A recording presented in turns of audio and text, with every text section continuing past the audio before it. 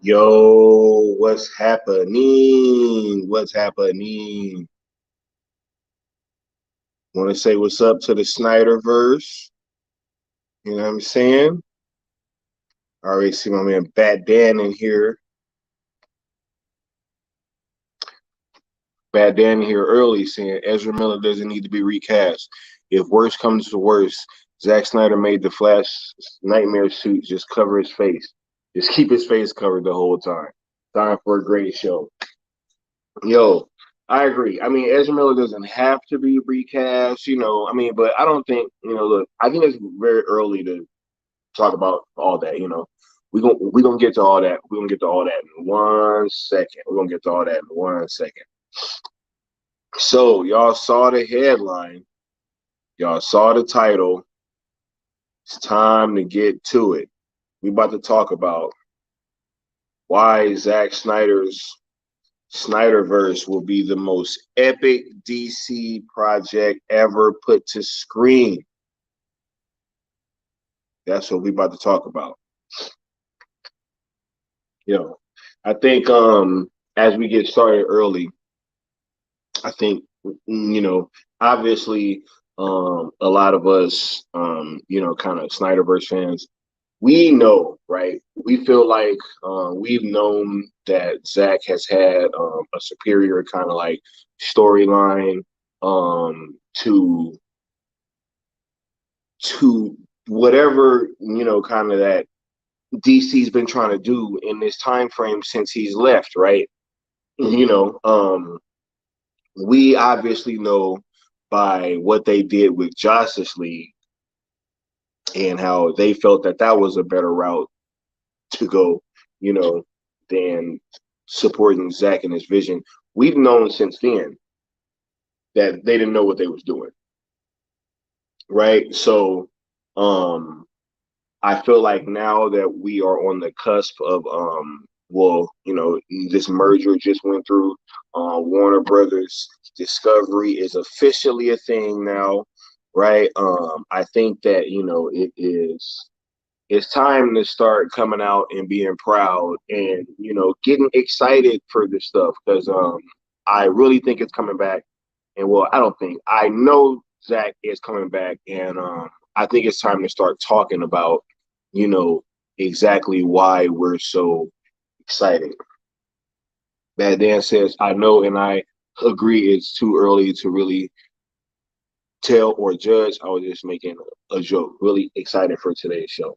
Oh yeah, you already know. You already know that we about to get to the nitty gritty. We about to break it all the way down to the last compound. If you understand what I mean, yo. So back to what I was saying. I really think that we've known this whole time that Zach's work was superior to what Warner Brothers was doing, and I just think that you know we're in this time, right? We got Zach and the crew teasing heavily. I mean, every day is something else, right? You got Clay Style, we got Wayne T. Carr, all these people that are close with the project teasing something, right? Um, we know that the air cut is gonna come out, right? Like we know these things. There have been leaked scenes and shots and stuff coming out. I mean, this is Warner's own footage.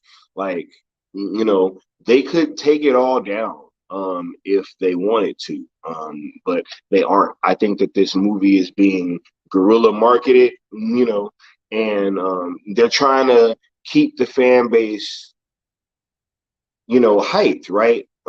If you look at what happened with the actual Snyder cut, I mean, they didn't pay any money in marketing, really. I mean, just think about that, right? Just think about the Snyder cut being the global, massive success that it was, right? And them spending little to no money on marketing whatsoever. It was being completely marketed by us, right? I don't believe Warner Brothers put any, you know, um, money behind their marketing for that film, and look how well that it did. Look how many, records it smashed worldwide, right? And how many countries that it went number one. I mean, so that just shows the power that we have.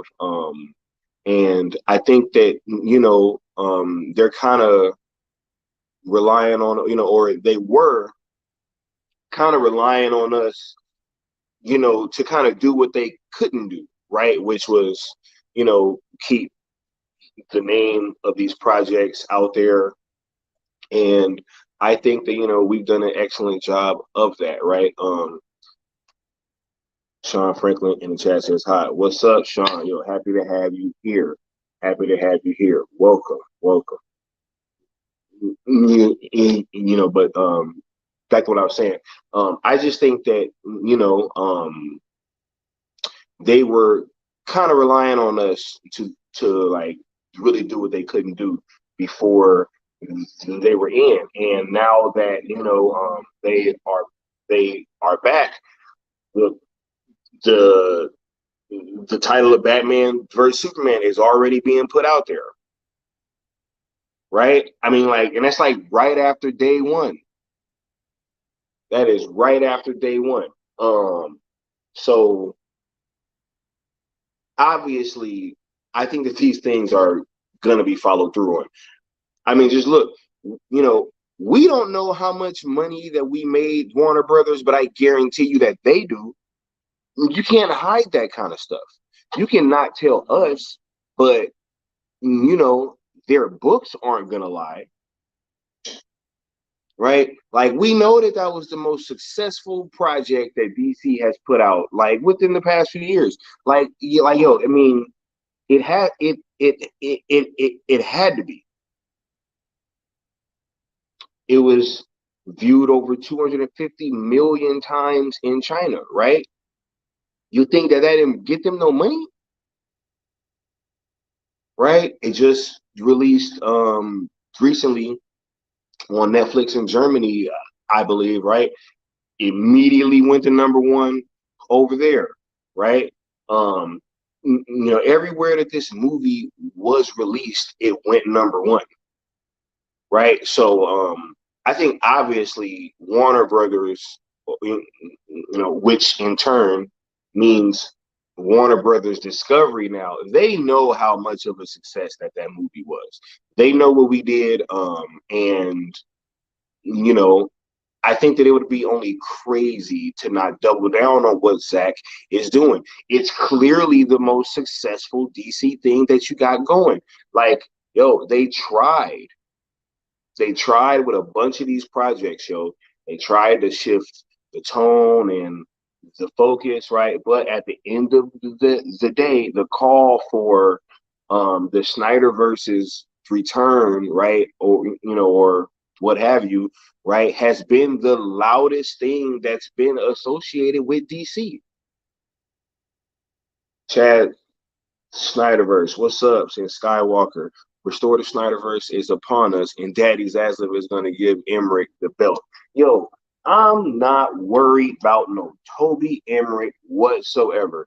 There's been so many people that's been kind of, but like, I ain't even gonna lie, it's been kind of bugging me out to see, like, look, and I know that that's part of what makes our fandom kind of like tick, right? And what has made us so successful is that a lot of us are very hyper reactive to these situations, right? Like, as soon as something dropped, we own it, we analyzing it, we talking about it, we are discussing it, and I get that, and I don't think that that is a bad thing necessarily.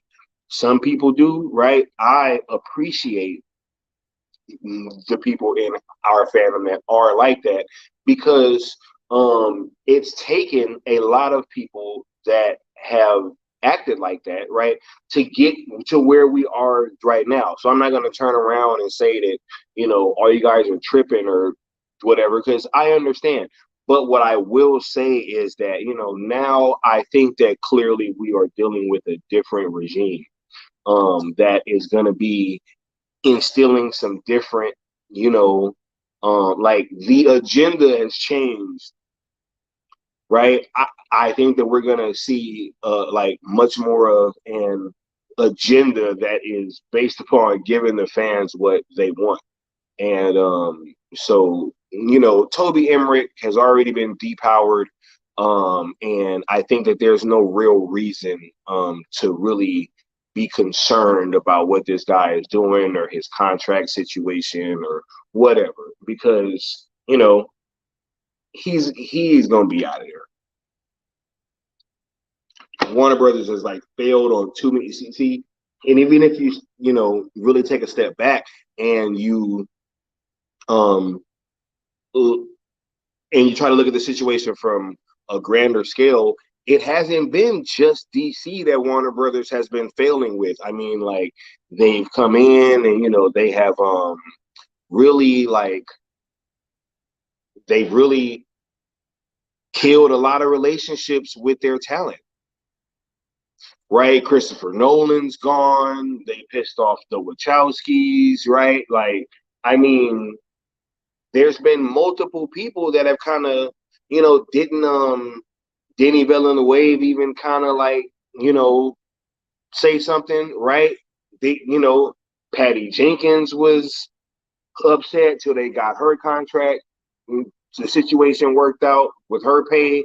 I mean, there's been like multiple kind of relationships that have been fractured, and there's been multiple like big IPs that have taken huge losses recently.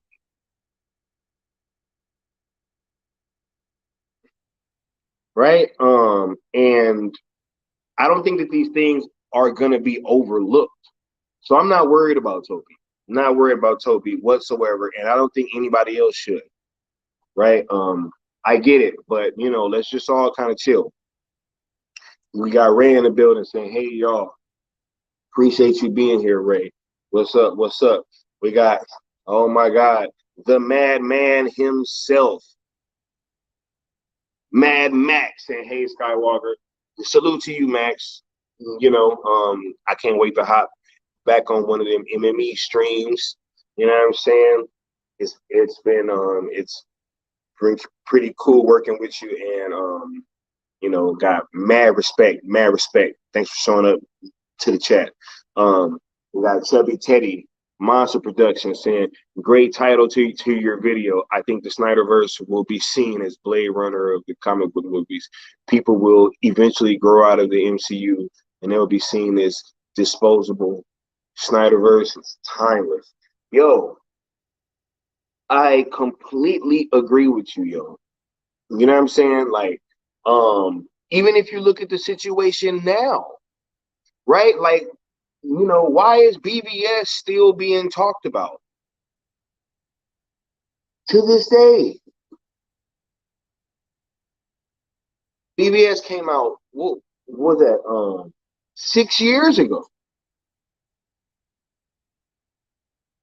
6 years ago.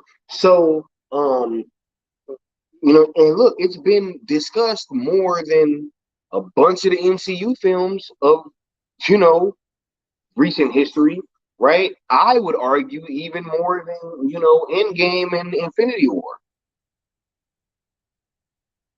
I mean, look at the discourse. Look at how many people are still so passionate, and you know, even people that are on the other side that continue to bring it up to this day, right? But we're gonna get into that MCU stuff later. We're gonna stay with the WB. Hey, wait, hold on 1 second. 1 second. I'll be right back.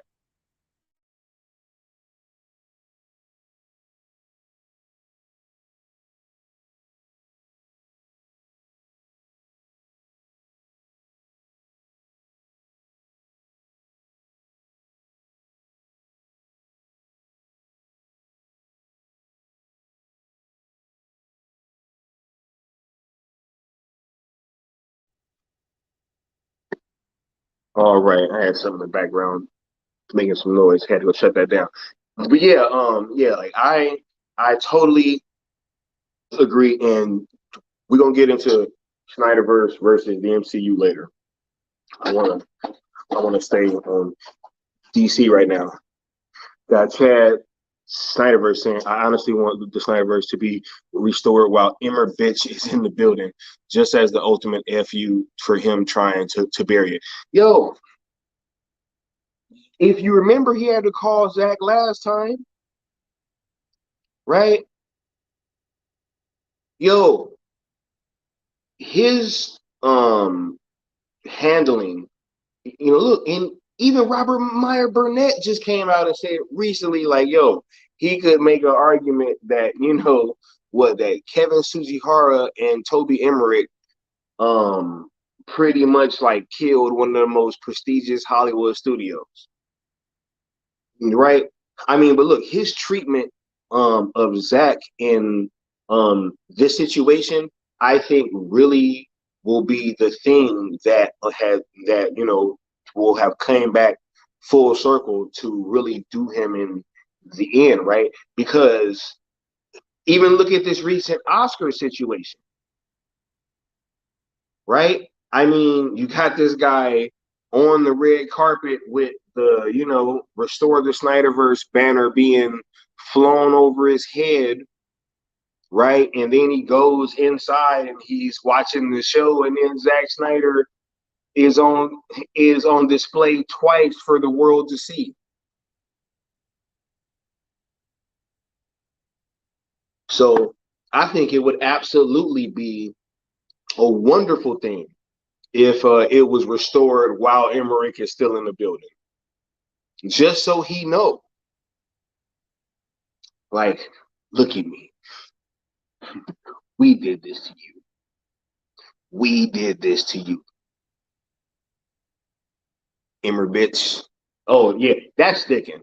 That's sticking. Emmer bitch is totally sticking. It's not going nowhere. We got Hugo Allen Stevens in the chat saying, hi Skywalker Jedi. Finally found my way back to your channel. Aha. Yo, salute to Hugo.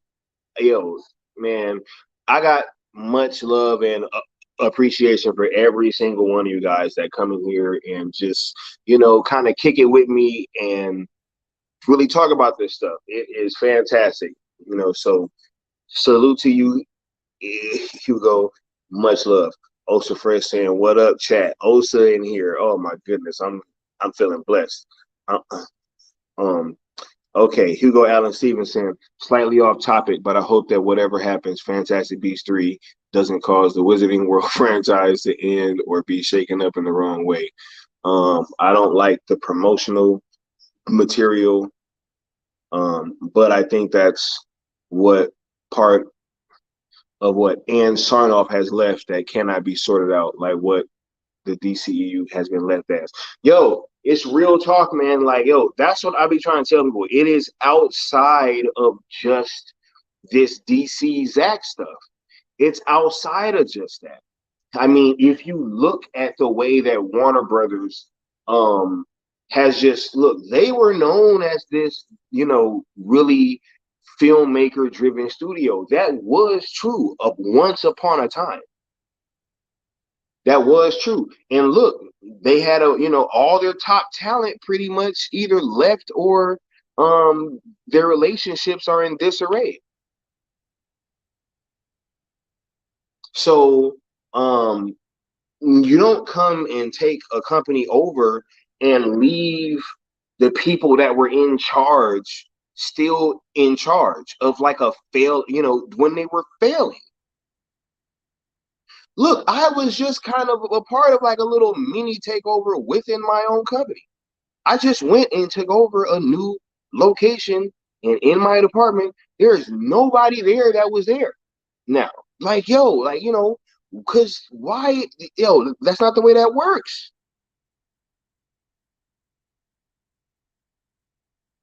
So, you have David Zaslav, who's been openly looking for a new studio czar, and you've got people saying that Toby Emmerich is safe. It makes no sense.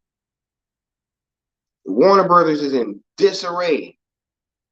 And, if you look at these things, right, just like they killed off a bunch of their other biggest franchises and these relationships, right? They've also like that's what happened with Zach and their biggest like yo, if they would have just released the 3 hour version of Batman vs Superman, I think none of this stuff happens. None of this stuff happens. If they would have just right done what they just did with Matt Reeves out of spite, right? They just gave him a 3 hour movie. You know, come on now, right? They've just handicapped themselves in several ways, and I think that it's obvious that Toby's on his way out, yo. Also saying definitely tops Endgame. MCU peaked in Infinity War. That's yo. You can make an argument that the Snyder cut is better than any MCU movie, right? You can make that argument. I don't care. Like yo, that argument can be made, right? And that's not even the end, right? Now, I think that what Disney did with the MCU, right, with what they wanted to do, I think it was great, but I much preferred like a shorter kind of, arc, right? And then you can do whatever to this like long drawn out, teasing of Thanos for like 10 years pretty much, right? Almost. I think that, yeah, like I just prefer that shorter, like more condensed storyline with, the things kind of weaving in and out the side projects. But I think that we're gonna get it. I think that we're gonna get all of what we were promised and more. I think Zach's about to and that's what I'm pretty much. Spoiler alert, that is the point of this whole kind of stream, is that I think once Zach comes back, all this other stuff is gonna be secondary, right? I mean, look, like it hasn't been as successful, right? They can say whatever about this Matt Reeves, the Batman movie, and how it did more than Man of Steel. If you adjust for inflation, it didn't, right? So it didn't make as much as BVS made. So you got the last time that Batman was in the title of a major motion picture studio, it didn't top that one, right? It didn't top that one. And you like look, and like I said, BVS is a movie that is 6 years later still being discussed, still being brought up. Matt Reeves, the Batman, will not be brought up in that same vein in 6 years. Excuse me. I guarantee you. Guarantee you. Guarantee you. Look, we already talking more about Ben Affleck now. And the movie's still in theaters.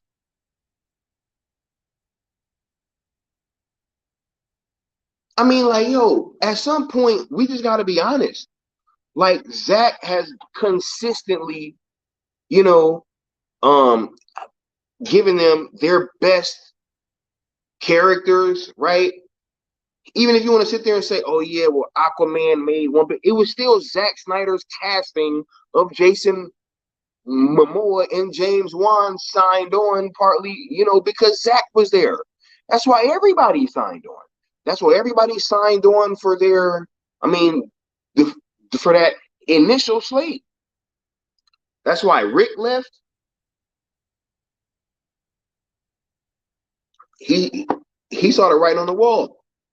That's why Ben showed up. Clearly, they showed up for Zach's arc.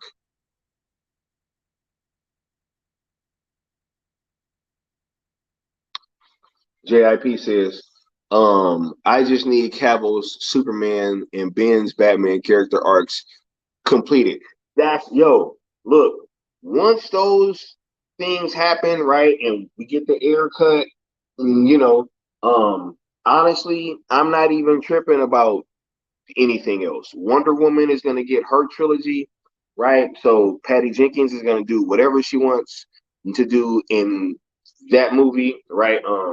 Y'all can still be happy about her getting carte blanche, even though I think that they're gonna kind of rein her in because clearly, the response to Wonder Woman 84 wasn't what Warner Brothers wanted it to be, clearly.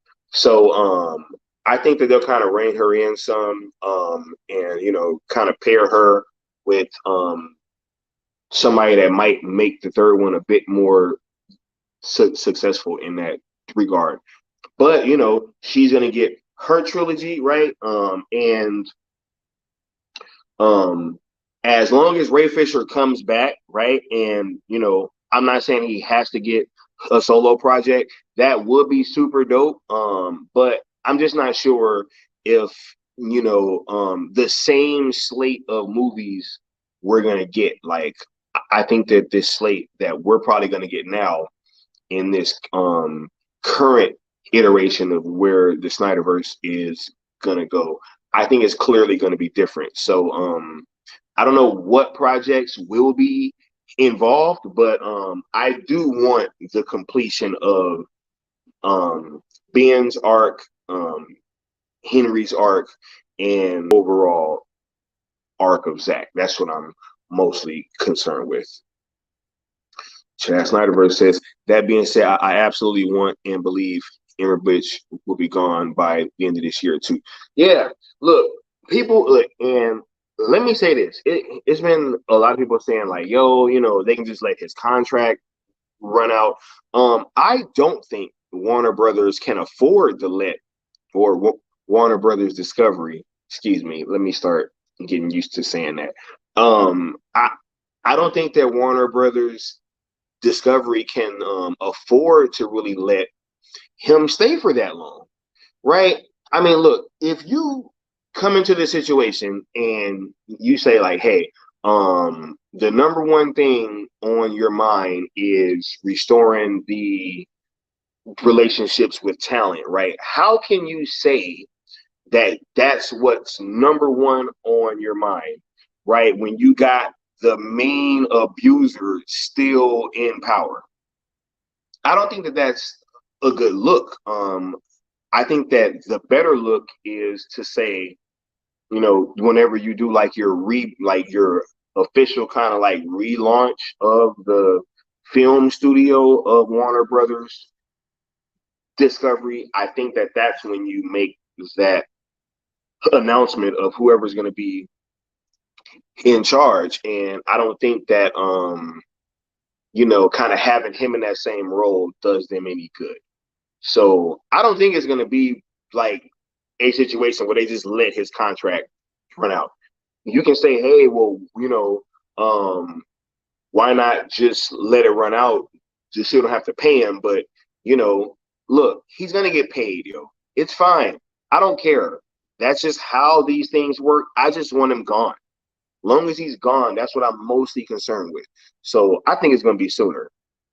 I think it's going to be by this summer. Facts. Pretty positive. Mega Dude saying, hello, I'm here for the hype. You know what's up, yo. Y'all know it, man. Y'all know we here for the Snyderverse show. We here for this arc. We here for Zach, and we just gonna keep it going. We got Hugo Allen Stevens saying, by the meaning of the promotional material with Fantastic Beasts 3 is the focus on Dumbledore, Grindelwald, and Ezra's character. Credence when like X-Men with Xavier and Magneto, and later Mystique 2, takes away from it being Newt's story exploring and meeting new creatures with the wizarding world in the backdrop.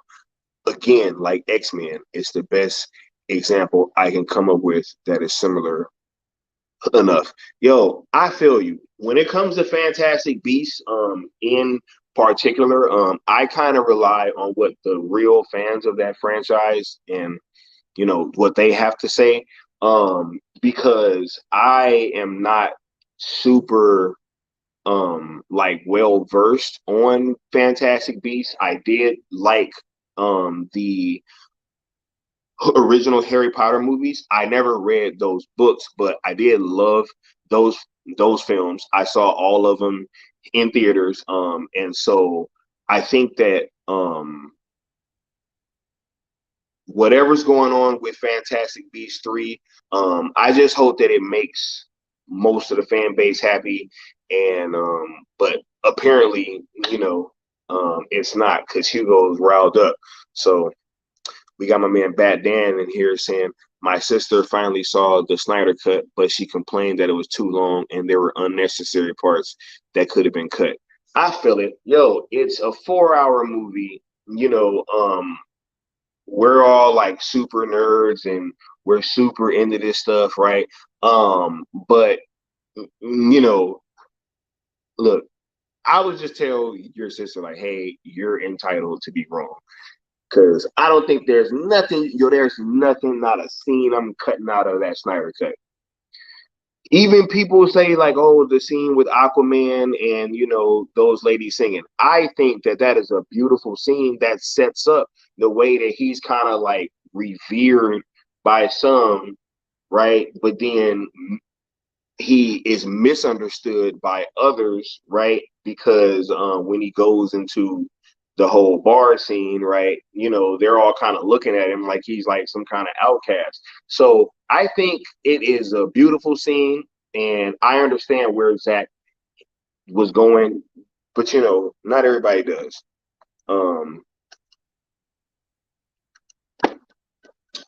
Frank C saying Mikey said Zaslav wants it even more. Yo, touching on the Mikey thing, like people be trying to come for Mikey, right? This guy, I'm telling you, man, I have been following Seal and Mikey for quite some time, and Mikey's been on point with so many things. You guys have no idea how many things that this guy has been right about. Because if you questioning whether or not he has some kind of agenda or like whether or not he can be trusted, this man's track record is crazy.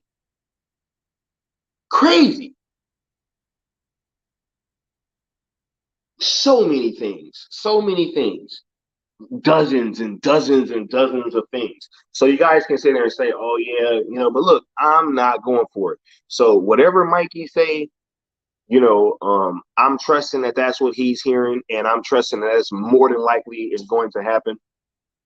And even if the story changes later, I believe that man when he says that that's what he was hearing. That's what I'm going to say. I have no reason to question what that man says until proven otherwise. So, Bad Dancing, and if you adjust for AMC jacking up the prices for the Batman, that's something else that people, try to act like they don't even want to look at, right? Or if you look at the fact that it had like a 6-day opening weekend, right? Like these things are crazy, right? Or the fact that the box office broke the weekend it came out, right? We was on the stream like super late Saturday night going into Sunday morning, and we had no box office numbers. Right. So I mean, look, I'm not falling for this stuff. I'm not falling for the banana in the tailpipe, right? I've been here long enough to the point where I can say that, I know when something is real, and I know when there is like a manufactured push. Anybody that's been here for this amount of time will be able to really tell you that. Hugo Allen Stevenson, hopefully Zaslav can find someone to sort out the fourth and fifth films and then the future going forward, because like DC Wizarding World is an important IP to Warner Brothers.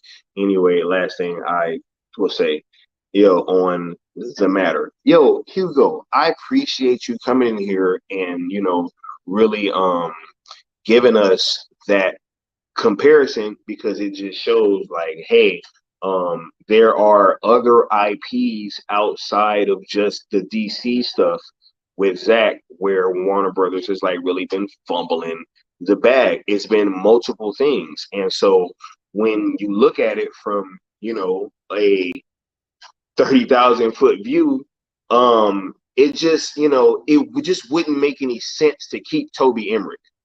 It just wouldn't make any sense. They just had multiple $100 million lost movies in the same year on two different IPs. DC, and The Matrix, which shouldn't have lost that much money. But hey, right? Day and date releases, right? Which, messed up Warner Brothers' relationship with theaters. That's another angle that needs a lot of repair and care and, has to be looked into. Right? Like, so, I don't understand why we're even talking about this. Sean Ferguson, I see Michael Morbius join the MCU with Midnight Suns. I think Morbius is clearly going to be in the MCU. And they're going to need all the help that they can get. When Zach is back, the MCU is about to need all the help that they can get. Because I'm telling you, they think we've been loud and boisterous and all that stuff now. I mean, wait till that day comes, right? Wait till that day comes. Oh, my goodness. When it is announced that Zach is working on any DC, whatever DC project it is, it's a wrap. Oh, so first saying, I liked how Snyder introduced Batman in the DCEU as an already established character. Absolutely, right? And what they didn't do is show him walking out of the shadows slowly before walking around throughout the rest of his. I'm sorry. But is that what y'all want? Look, let me know if I'm tripping. Let me know if y'all want y'all Batman, right? Running towards a collapsing building for his intro, or if you want him walking out of the shadows awkwardly. Let me know. I might be alone on that. I don't know. Antonio Lopez saying, I enjoyed the Batman, but I still want to see Ben Affleck's Batman. Yo, that's what I'm like. Yo, Ben's Batman is like peak Batman, yo. Look, if there would have been a scene in that movie that would have topped that warehouse scene, because that is the best Batman fight / action scene I think has ever been put to film. Right? Look, I think Ben's Batmobile chase in that movie, was the best Batmobile chase, right? I mean, look, I see some people saying that this new one is, right? I mean, I thought it was cool. But look, even if you want to say that, I don't think anybody can argue that that warehouse scene is like hands down the best Batman fighting scene ever. It absolutely is. Hugo Allen Stevens saying, I think Henry wants to carry on after Zach's arc finishes since there's no solid end plot point like with Ben. Yeah, yo, Henry can do whatever, yo. I think that if they let him finish out, or because he's probably gonna get a sequel to Man of Steel. I do think that that's gonna happen.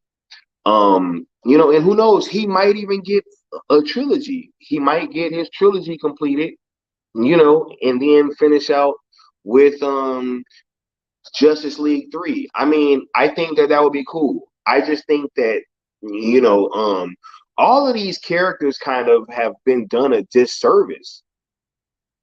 I think that they've all could have been handled better, obviously, right? But Henry kind of got the short end of the stick in a lot of ways. I mean, they messed his face up bad. I know that had to be super embarrassing. I mean, I'm not even an actor, or like, super obsessed with like my face, right? But for actors, their faces are very important, and so I'm sure that he probably had to be mortified when he saw that. They did that man wrong, and he deserves to get his stuff finished. Bad Dan says Patty Jenkins can work as a director. I mean, a director if she has a good team. She did for Wonder Woman 2017, but not for Wonder Woman 84. Yo, look, apparently she used Zach's stunt team for Wonder Woman 1, right? And I think that um, it showed right in the difference in that one versus 84. A lot of the action scenes in Wonder Woman are some of the parts that kind of carry that movie. That no man's land scene is like my favorite part in that in either one of those films, right?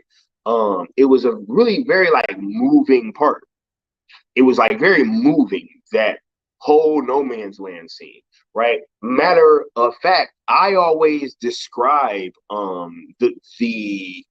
the difference between the no man's land scene and like a lot of or even some of the stuff that was going on in Captain Marvel. I think that the difference in the way that those two things were handled is why Wonder Woman really, really succeeded, and why Captain Marvel was a lot more divisive on that end, right? Like that whole no man's land scene is just it's a perfect scene, right? Because when you're walking through with them and you're seeing all of these people that need help, and she obviously wants to stop and help them, right? But you understand why Chris Pine is telling her that they can't stop, right? He's not telling her that she can't help them because she's a woman, right? He's not saying anything like that. He is, you understand that he thinks that, like, hey, we don't have time. We just have to keep going because what we're doing now is helping. And it's a super powerful scene when she then decides to not do what he says and then to do what she wants, which is help them. It's just much more powerful rather than how Captain Marvel really handled it. And they have some montage of her just being told that she can't do something because she is a woman, right? And that's what I mean about this whole Snyderverse thing being more epic and like more fulfilling than not only the rest of these DC projects, but pretty much for the entirety of the MCU as well. To me, these moments are much more fulfilling and like organic, right? Than what has happened on the other side. And I'm just glad that we about to get what we deserve. Bad Dan says the main important for the slate are the Air Cut, the Batfleck v Deathstroke movie, and Zack Snyder's Justice League 2 and 3, maybe even Wonder Woman 17 with the original third act. Everything else is just bonus.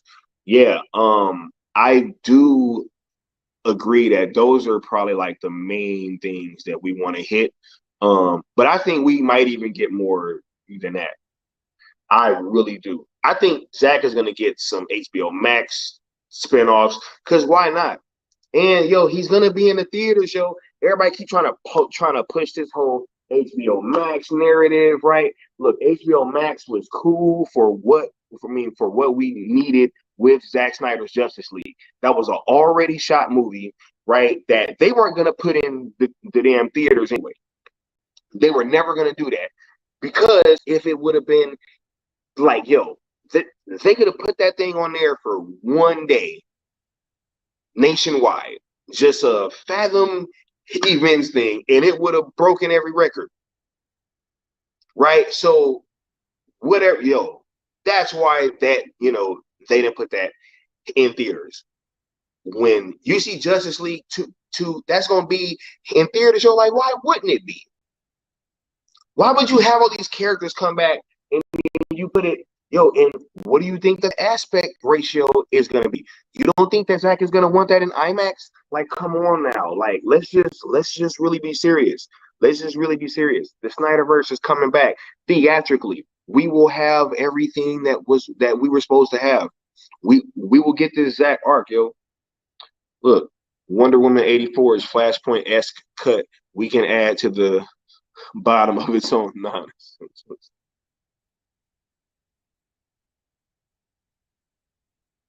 Yo, Wonder Woman 84, man, look, I'm not even.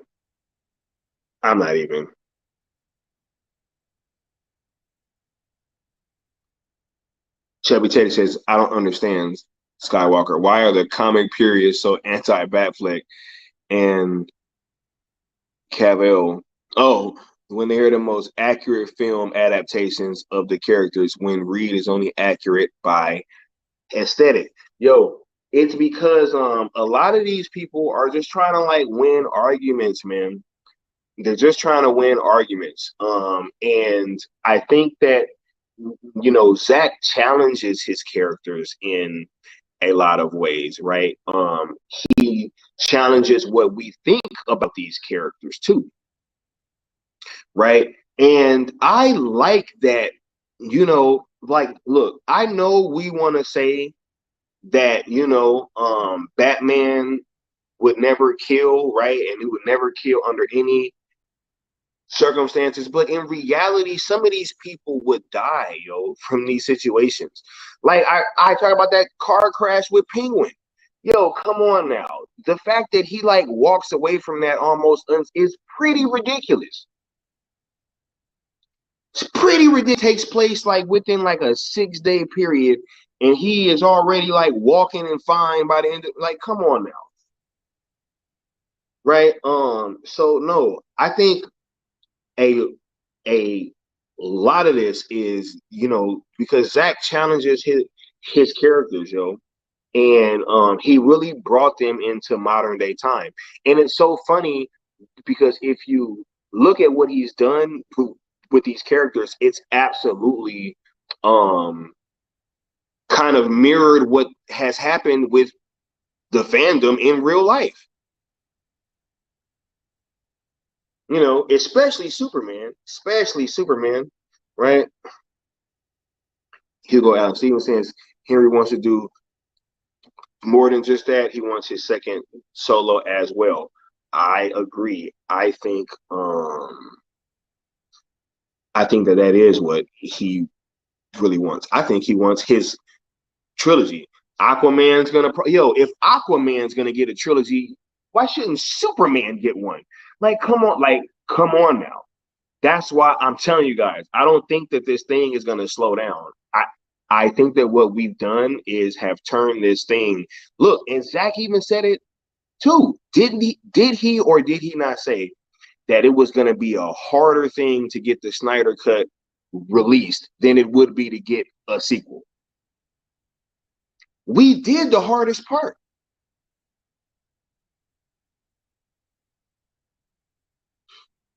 Come on now. This stuff is too easy. Hugo Allen Stevens thought that was what I meant. Bad Dan, make the Batfleck movie. My bad. Oh yeah.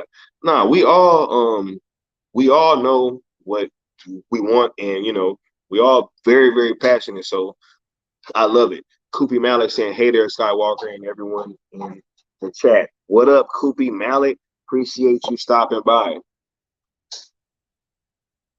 Bad Dan says, if people don't want to follow Scoopers, then don't. But these people going after Mikey, my God, get a life. Just don't watch it. Absolutely, yo. Man, look, these people, there's been certain like kind of terms that have kind of being passed around lately. It's like been really bothering me. It's been really, really bothering me. Because I've been hearing like people telling SnyderVerse fans we're gonna touch grass a lot lately. And it's funny because most of these people telling us to go touch grass or calling us obsessed are obsessed with us.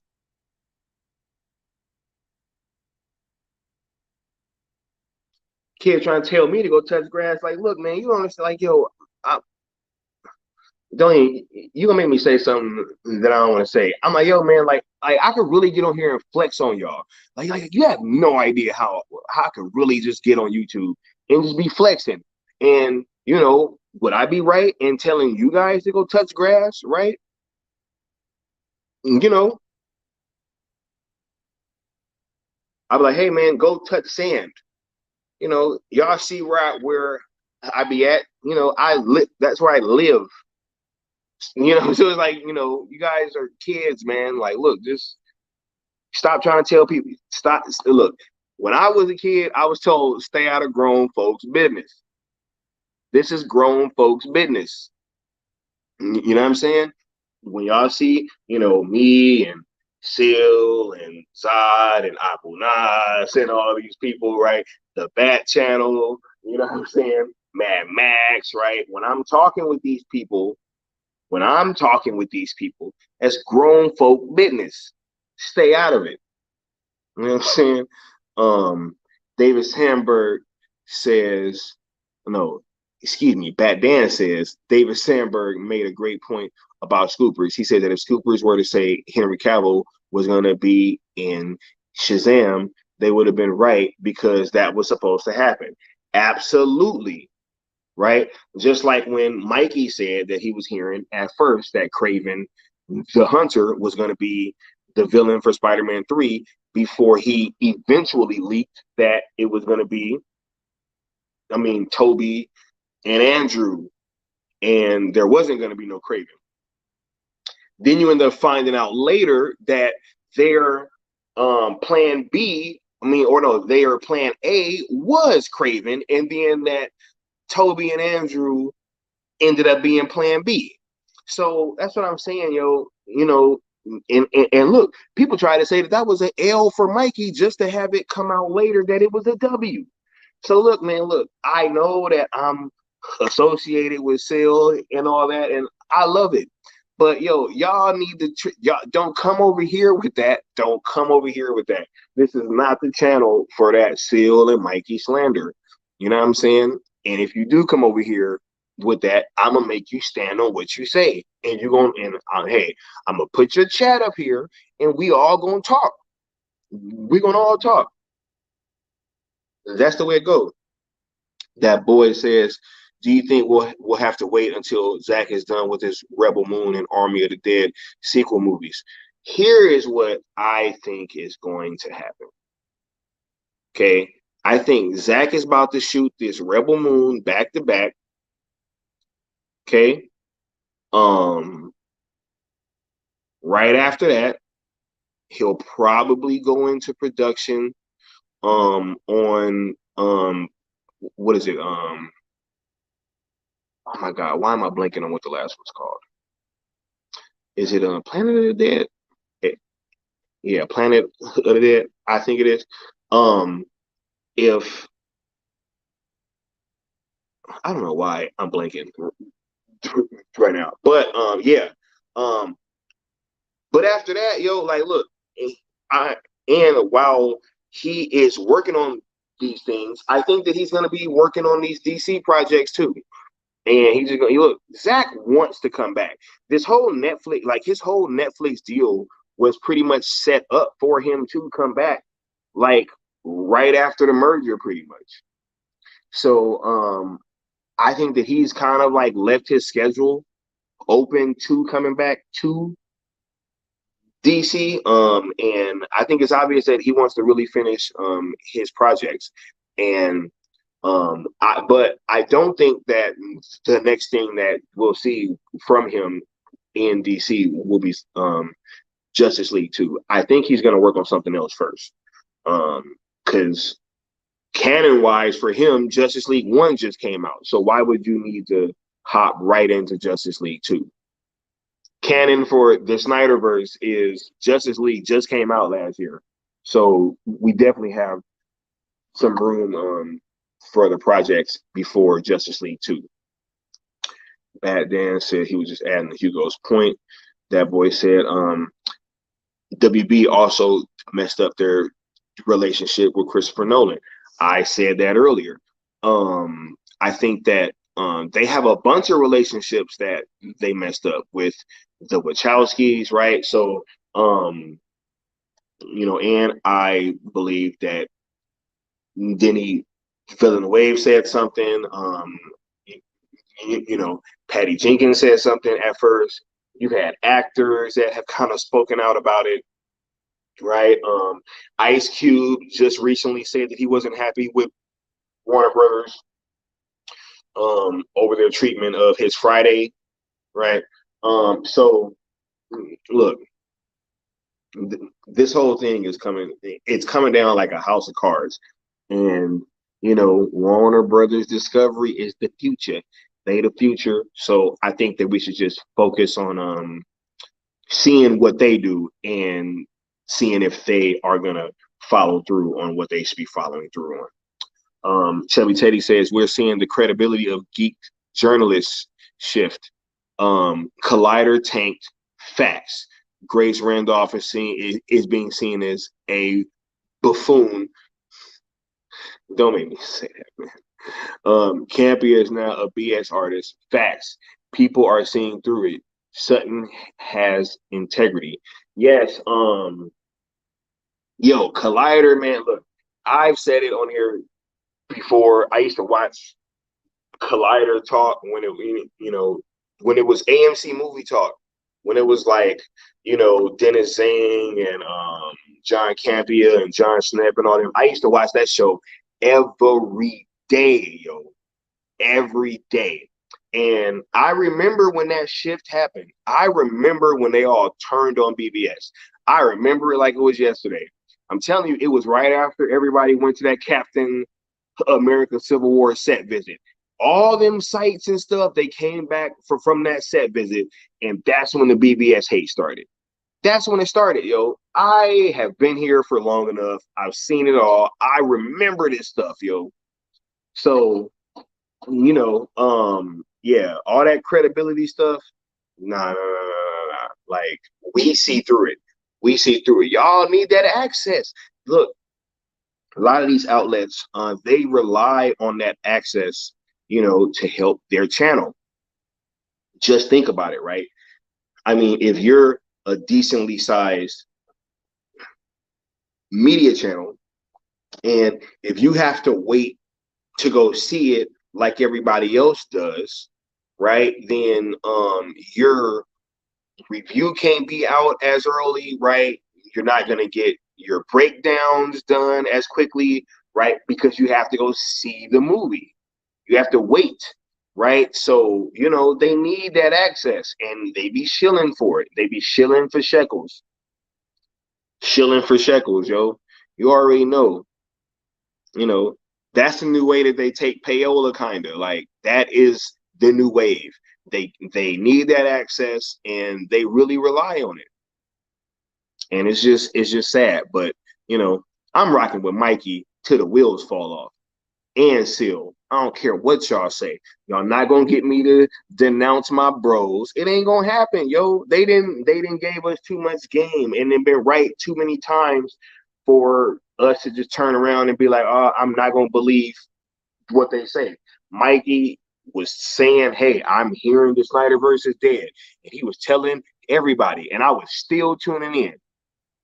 So for a whole month, he was telling us that the SnyderVerse is dead. So why would I keep tuning in if he ain't, giving me what I want to hear? I was tuning in because he was being honest, and I believed him. Then he said it wasn't dead, and I still believe it. And now I know it ain't dead. So let's just move on. Yeah, give me a thumbs up. Bad Dan says, Chubby Teddy, you're right. Mikey does. As much as I hated what he was hearing about Ezra, he reports it. He doesn't tell us what we want to hear.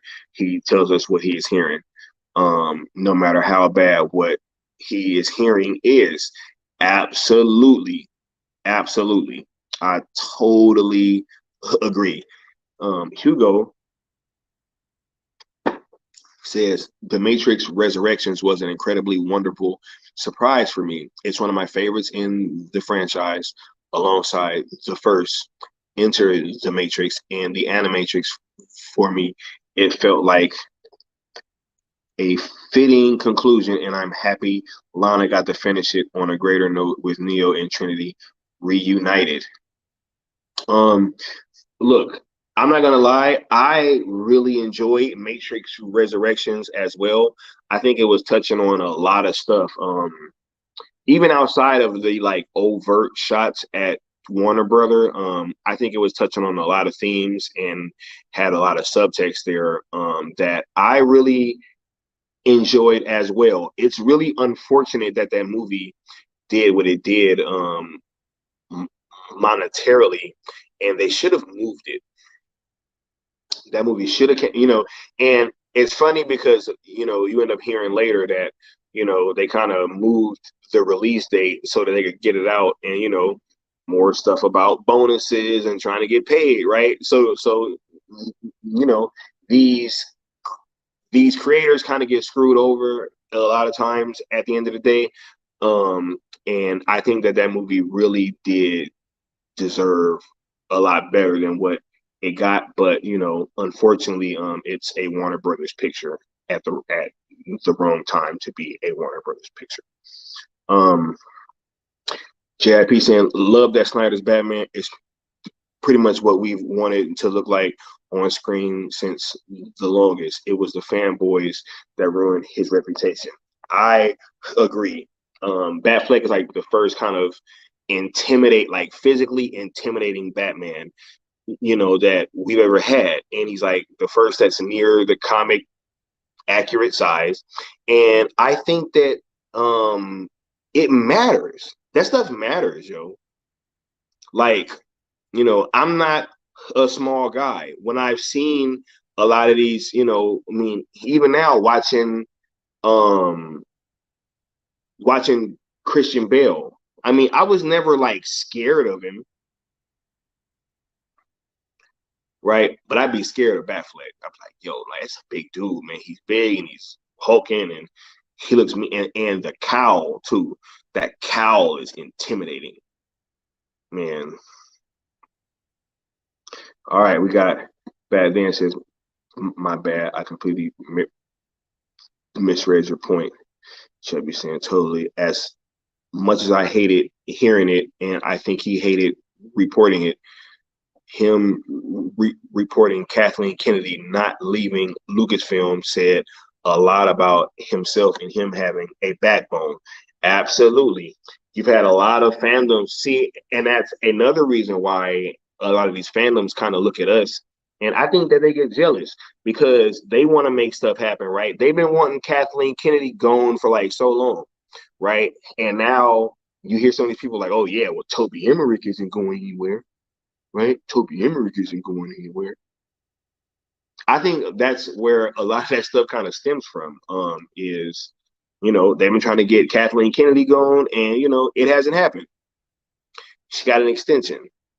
So, but I don't think the, Toby Emmerich will be extended that same grace. That boy 22 says, Batfleck is still my favorite Batman, even though I did like Pattinson's portrayal. Just wish Batfleck got the respect he deserved. Yeah, yo, I'm glad that you liked Pattinson's Batman. I kind of think that everything around Batman kind of worked for the most part. There were some other characters that I didn't really like. But my problems with that movie are mostly with Matt Reeves. It is Matt Reeves that I feel kind of made some choices that I didn't agree with. And I think that this whole like hyper realistic take on Batman was only a kind of a disservice to him, because it took that's where all this walking came from. That's where all this walking came from. And I just think that it's a situation where, yeah, I'm glad that you liked Pattinson's Batman though.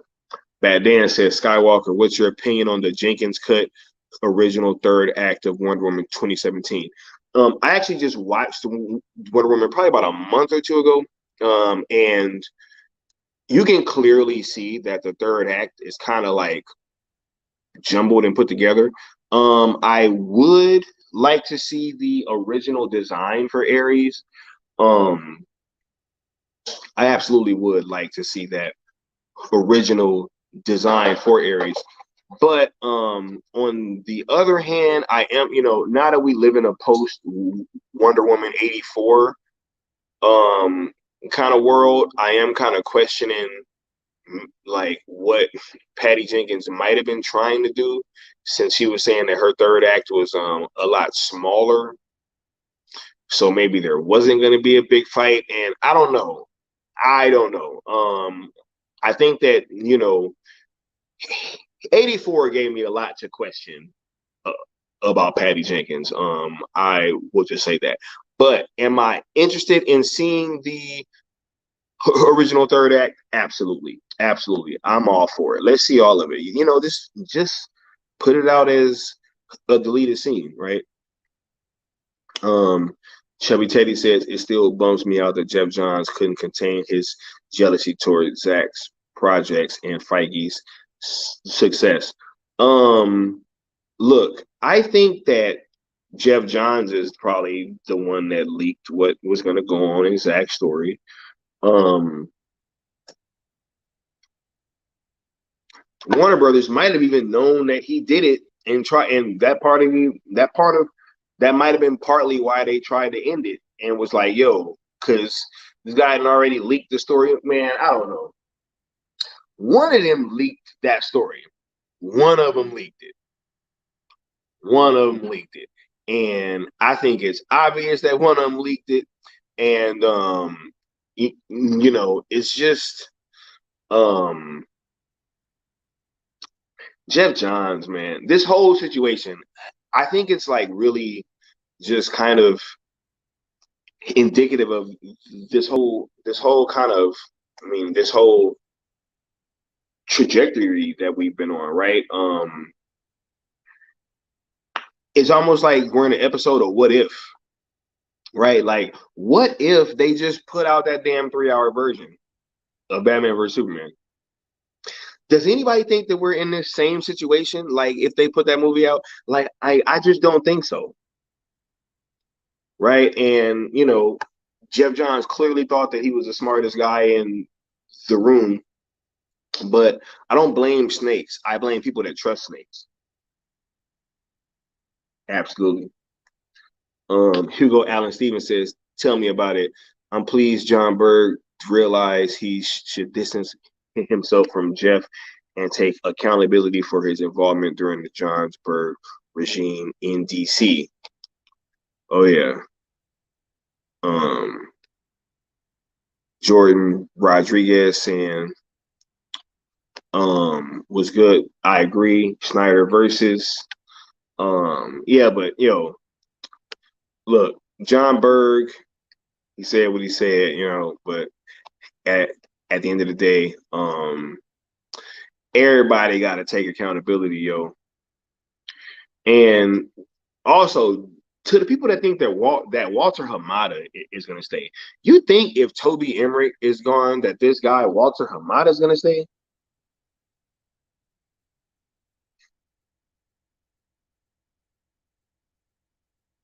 I mean, I just don't think. I just don't think that's going to happen. Jordan Rodriguez has restored the Snyderverse. The Snyderverse needs to be on the big screen. It would be a shame if it isn't. It absolutely needs to be on the big screen. I don't think that I'm not gonna be surprised if the Snyder Cut gets a theatrical release like this year. A limited one. Like, why not? Why not put it in theaters and see what it does? all you're gonna do is make some money.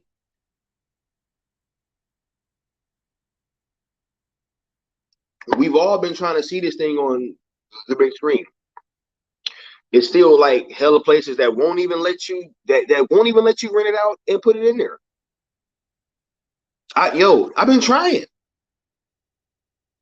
I've been trying to get a screening in LA. If anybody has any information on trying to get a screening on an IMAX screen in LA, let me know because I've been trying. But there are a lot of places that won't let you do it. Warner Brothers won't. They're saying no. Shelby Teddy says a major component of Zach's DC films that is missing from the MCU is that you re-engage with your humanity, like it's an old friend you are fond of and missed. MCU is so superficial, and I think that that's another reason why a lot of these movies kind of come and go from the MCU, and we don't really talk about them for that long afterwards. The MCU is like set up on like pop on like pop moments, right? Like a bunch of moments where you just look at the screen and you go, "Ooh, oh," right? That's why I thought that Martin Scorsese quote on them being like theme park rides was so spot on. I feel like they are like theme park rides, and that's not. But the thing though is that I don't think that that's necessarily a bad thing. I go to Six Flags Magic Mountain all the time. I love rides at theme parks. You go up, you go down, you have fun, you get whipped around, like it's all gravy. But I think that that's why we call them those Snyder steaks, right? Because Zach's films had and his world, I think it has so much more depth.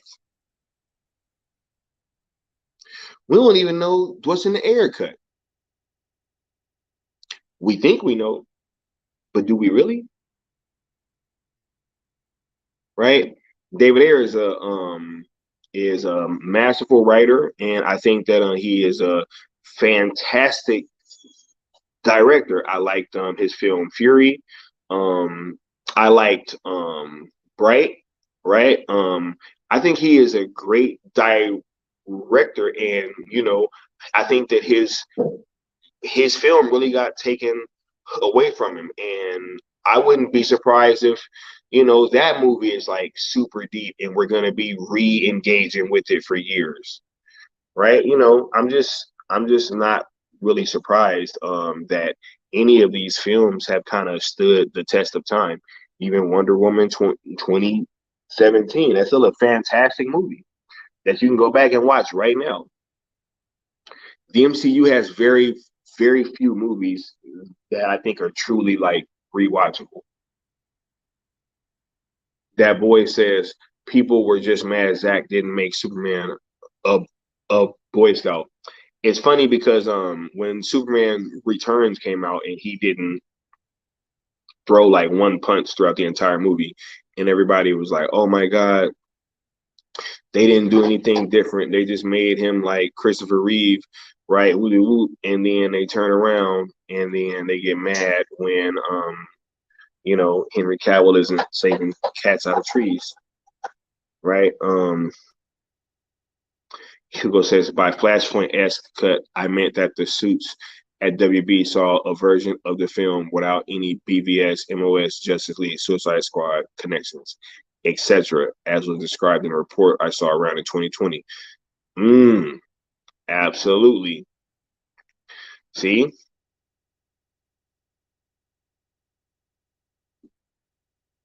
Real talk. And they said that they hated it and wanted the DCEU SnyderVerse references restored in it, likely why Beautiful Lie was thrown in by Hans Zimmer, which was incredibly weird. That old Beautiful Lie thing was really weird.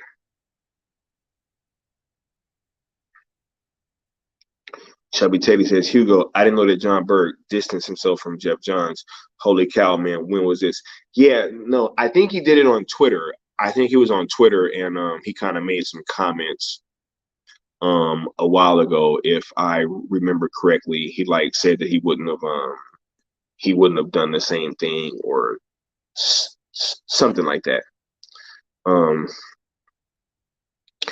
Bad Dan says, well, Zaslav supposedly wants to give the Cavill a 6-picture deal, 2 of the pictures being the completion of Cavill's trilogy. Yeah, and then which will leave 2 for that, and then 2 for Justice League, 2 and 3, and what will be the other 2? Black Adam maybe being 1, and I don't know. We shall see. Could be. I mean, Chubby Teddy says, "Koopy Mallet, what's up?" Chubby Teddy says, "Stay out of grown folks' business." Purpose. Nah, I'm serious, yo. Like these kids just need to, you know, yo, this barbershop talk around here. When you come to the barbershop, you can say whatever you want to say, but if you say something, you gotta stand on it. You gotta stand on what you say. So that's all I'm saying. Jordan saying there ain't nothing wrong with Seal and Mikey. They play into the scoop game, and everybody against that are secretly the biggest wannabe scoopers, low key.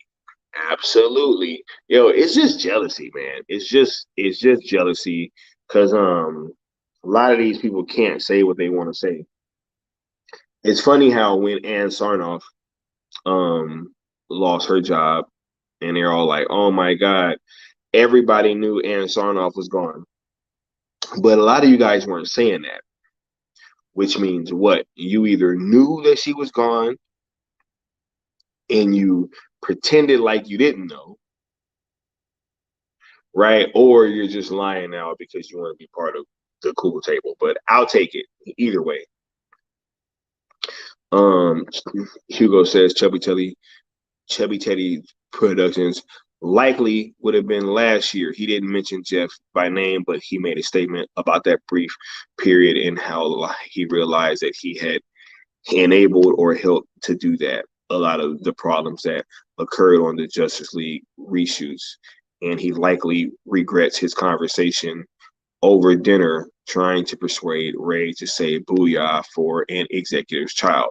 Yes, I do remember that. I do remember that. He came out on Twitter, I think, and made some statement. Koopy says, Chubby Teddy, hey, it's always a pleasure. Hugo says he was professional not to make any of that clear, but it comes across that way. Dude just want to produce movies and be better at his job, not to cause drama that could cause his career and working relationships in Hollywood. And I can respect that. Like I said, I really do remember him coming out on Twitter and saying something. And anybody that can come out and say something, I'm gonna respect it, right? I think that that's a big part of the healing process is that, the people that have done wrong to others kind of have to come out and make amends. Oh, Necron, what's up, Skywalker? Dawn of Justice, the SnyderVerse has arrived. Absolutely, yo. The SnyderVerse has arrived and it is in full effect, yo. It is in full effect. And we hear it is a new day. Ain't no more, yo.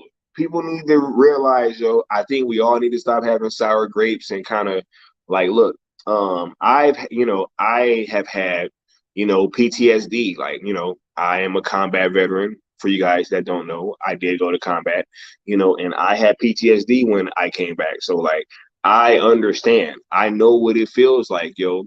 But I do think that, we need to start that healing process, right? Because we're just so. Because look, Warner Brothers fought us tooth and nail, yo, for every. It's funny because people want to say that, yeah, You give them an inch, they want a mile. And I think it was Hamad who said on Twitter, he was like, yo, yo, we had to pay for that inch. We had to pay for it with money, time, sweat, tears, but like, yo, whatever, yo. And so, but I do think that there are brighter horizons that are here now. So it's time to, start celebrating. The question says, a whole generation was raised with Marvel on top. For DC to compete, it doesn't need to be Marvel. It needs something different. It needs Zack Snyder to be mythic, timeless, and legendary. I agree 1,000%. The way to compete with Marvel isn't to go try to do what they just did. It isn't. Like, don't do that because you're never going to be Marvel. You're never going to be them, right? They had a bunch of characters that were lesser known. Wasn't nobody no Captain America fan. People wasn't even Iron Man fans like that. Like, let's keep it a buck, yo. Like, yo, nobody watched that Iron Man cartoon. It was on for like, it was like a couple seasons. Nobody watched it. Did nobody care about Captain America? When nobody having all these Captain America lunch boxes and all this stuff, like, yo, like let's just keep it a buck. So they were able to take lesser popular characters and kind of like make them their own, and it was all of their cinematic like debuts outside of the Hulk, right? And they didn't even have access to their most popular characters, which forced them to get creative.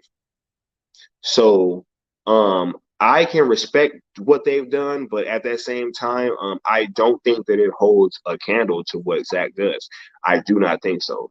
And I think that if he would have been allowed to complete his arc in the first place, I think it probably would have smashed whatever would have been Avengers 3, because it wouldn't have been what we gotten, because we know that was kind of like Zach's story that was leaked to him. So, yeah, I would like to know what kind of world would that be, if they actually had to come up with their own ending for their first three phases rather than kind of use somebody else's. Hugo says, let's not be hard on Grace. She's on our side, but she doesn't understand the cause like we do. She doesn't realize we can play nice and fight polite for what we want. We just need to call out the toxic fans dividing us with their actions and portraying us badly. We can be the fandom that is proactive and set an example to others if we try. Look, here is my only thing with that though, Hugo. Is that I agree in principle, right? That we do need to call out a lot of the people that have been on our side that are being more divisive and saying things that are like, beyond the pale, right? But at the same time, I think that, we're kind of gonna get blamed for the actions of a few, no matter what.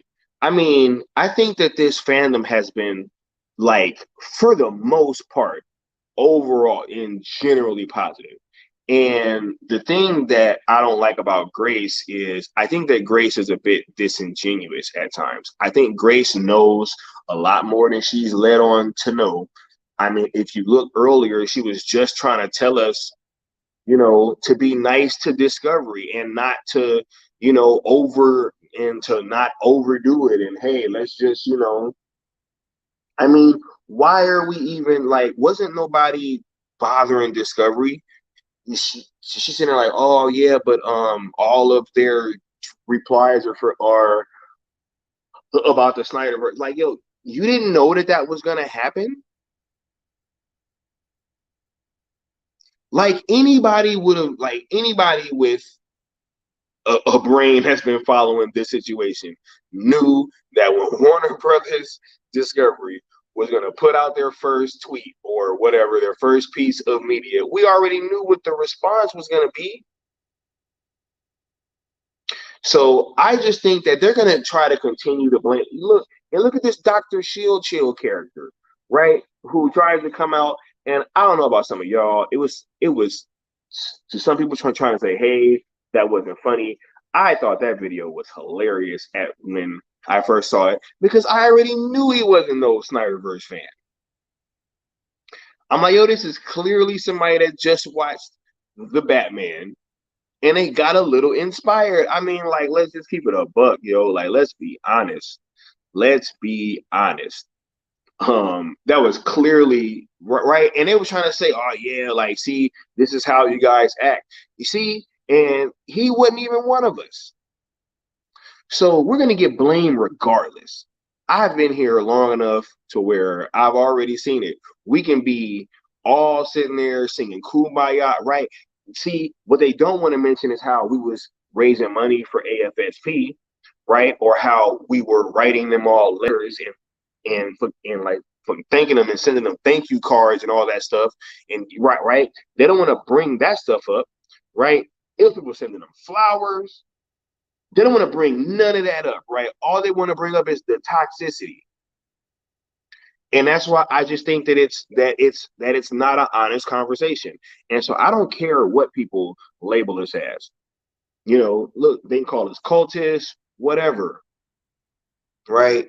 They want to try to call us all Muslims. Like it's a lot of weird people saying stuff, yo. They're saying weird stuff. They're Islamophobic, they're racist, they're sexist. It's crazy. It's like, and it's much more of that stuff than it is genuine Snyder fans being like toxic. Yo, by just telling people what we want, like, yo, we're talking to a company. Like, yo, are we talking to you? Are any of these people Warner Brothers Discovery?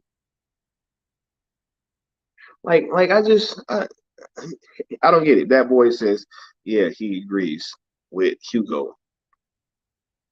Bad Dan says the Batfleck movie needs to come out before Zack Snyder's Justice League 2 because he's supposed to get a send off in Zack Snyder's Justice League 3. Henry Cavill also wants to do Man of Steel 2 before Justice League 2. Absolutely. I think that all this stuff is coming before we're going to get a Justice League 2.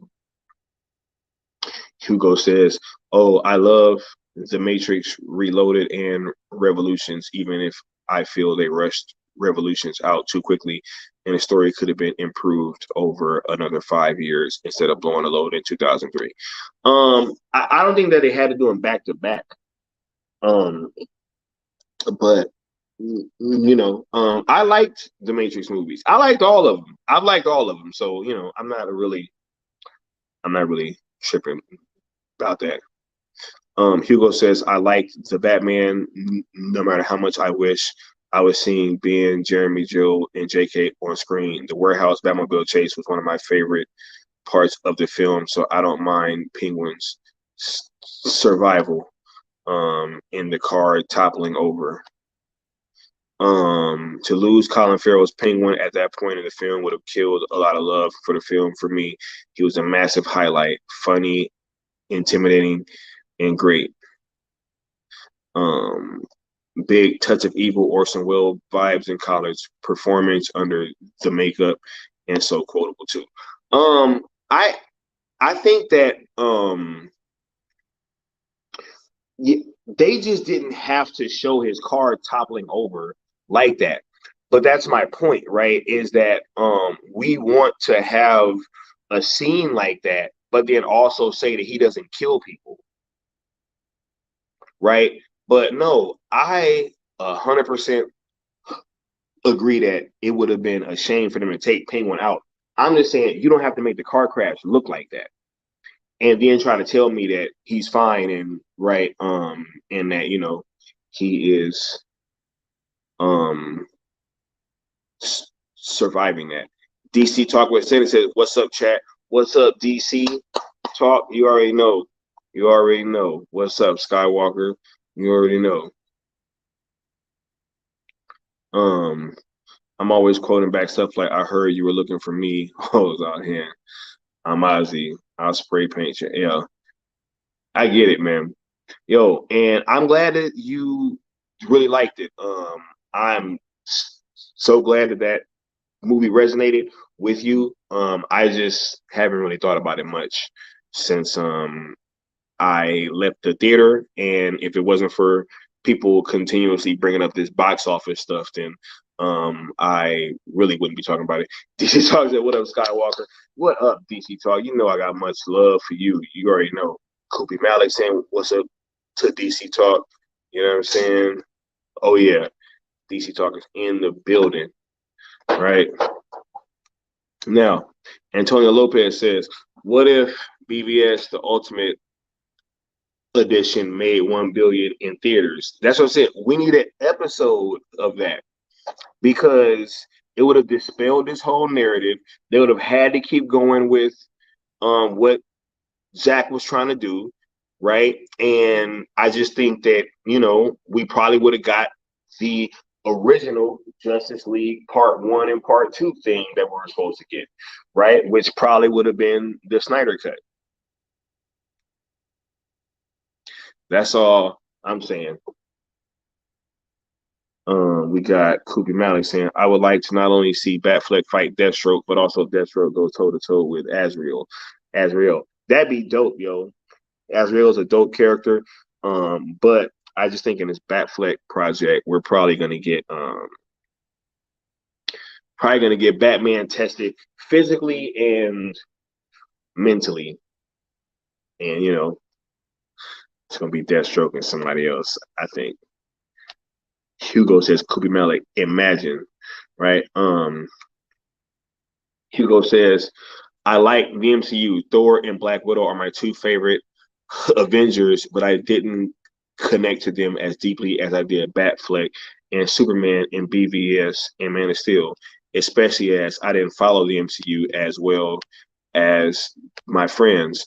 But the DCU was easy to jump on with only one film already out on DVD by 2014, 2015, and another one in BVS.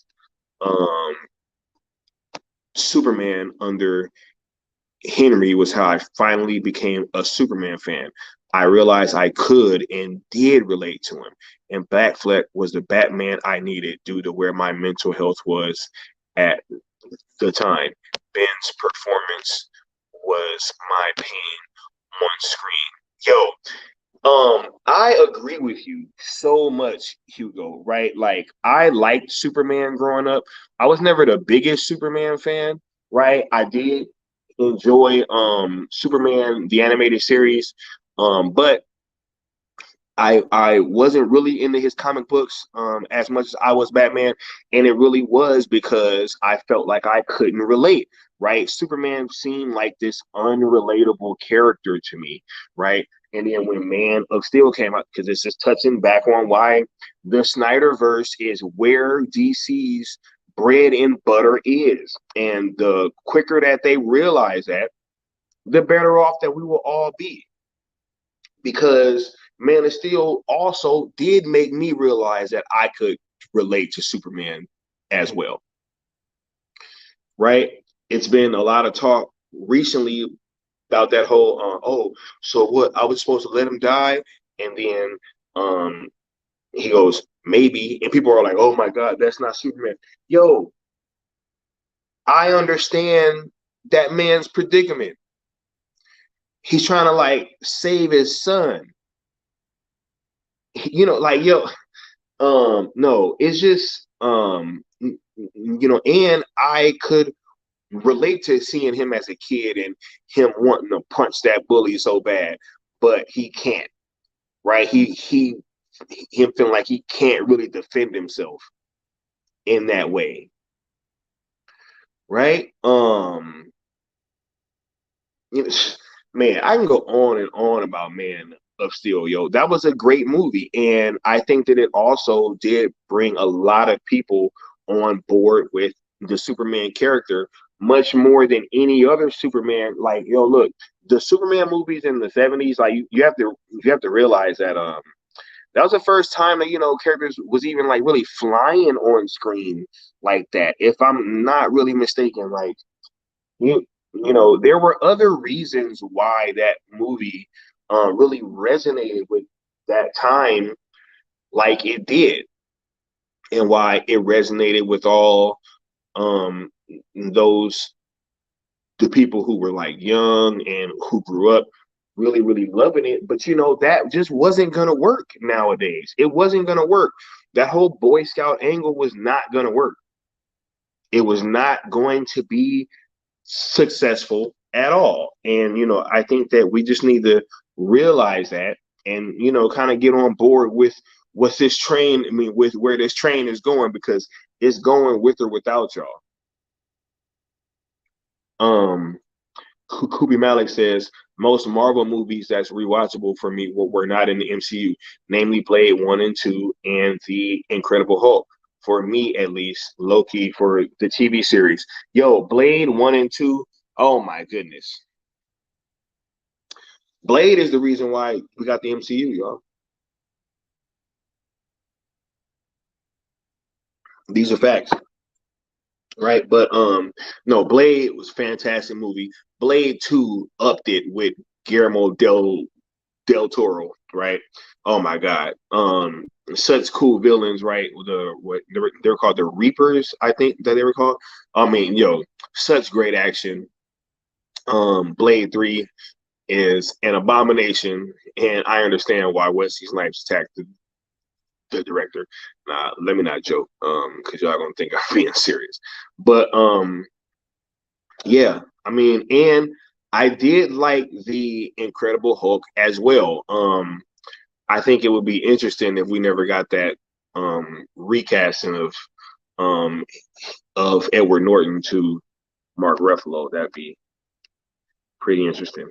Um, Hugo says, I managed to gain some life from BVS when I saw it at that midnight screening, even if I needed to seek further help to talk about what was going on. The men are still good speech is still something that I live by as a mantra. Yo, real talk, man. But that was that writing from Chris Terrio. Really, really good writing, yo. Um, and I think that these movies are much more iconic, yo. They're just much more iconic, and they're much more, yo. Look, we still are discussing Batman versus Superman. Are we still discussing Infinity War like that? Are we still discussing Endgame?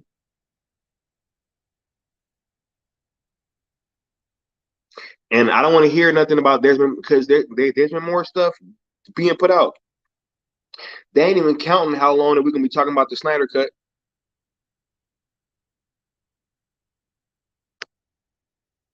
Bad Dan says the other two were Black Adam 2 and the Trinity film that David Zaslav wants. I was kind of trying to hint at it, Bad Dan. I wasn't trying to, I'm trying to send my boy Sil and them some more views. You know what I'm saying? Hopefully they can go dig in them crates a little bit. Um, Necron says Grace goes which way the wind is blowing. Yo, she gonna go wherever the people that are is like look, for people that need the trades to come out and tell them stuff. Yo, if it was a snake, it would already bit you, right? So Grace is that same way. I think Grace knows a lot of this stuff, but she's trying to maintain some of these relationships, right? And we got to realize, she does work for Deadline. Like Deadline runs her channel. Even the other day, right, when she had her little told you moment, she put a Deadline article up there, right? So I'm not really surprised. Koopy Malik says, do we have any info on who Lava Man would pick to replace Emmerich? I personally think it'll be Mary Parent or the other lady. I'll just say this. Bat Dan says, watch Sil's show from last night, and I will second that. I don't want to get into that kind of stuff um, because, I don't really care who it is. I just really trust in what David Zaslav is going to be doing with Warner Brothers discovery, and I think that whoever his choice is will be, it will be the right one. So, I'm just kind of letting them do that. Cooper Mallett says Battinson looks more of a safety hazard than Batfleck. Yeah, like a roadblock, and Batfleck is like a 52 card pile up. You know what I'm saying? And Pattinson is a safety hazard. He said, "Oh, so we already have Emmerich replacement. Okay, I'll check it out." Look, Hugo says, "Tell me about Skywalker." John Kent doesn't know the right thing to say at this point. He's just anxious for Clark's safety. He would never say maybe if it weren't because he was a worry. That he was a worried father. That's what I'm saying. Like, yo, that's so tough. And your kid's an alien. He's an alien. You don't know what this dude is capable of. And he's right, like, yo, and he kind of foreshadows, right? He says, oh wait, hold up, let me finish your point. He says, and his son is an alien who has developed superpowers, making him a prime target for the government and maybe even religious cults. That, yo, as you see, that's right where I was going, and I really didn't even see your comment yet, but that's what I'm saying. It's like he's an alien that has superpowers, right? And you don't know what to say, right? Would he have said that to his son if his son was a regular human being? Of course not. Right? But we got to understand that this is like uncharted territory here. You know what I'm saying? Like, yo, we gotta keep it a buck, man. Like, and when I hear some of these arguments, it makes me realize that some of you guys, like, just you're looking on these things at a very surface level, and that's cool. But understand that us Snyder fans, for the most part, we're not looking at these things on a surface level. We're always looking past that. We're always looking deeper. Shout out to Mr. West Ashley, as I'm gonna keep shouting him out. Go deep. You know what I'm saying? You already know, man.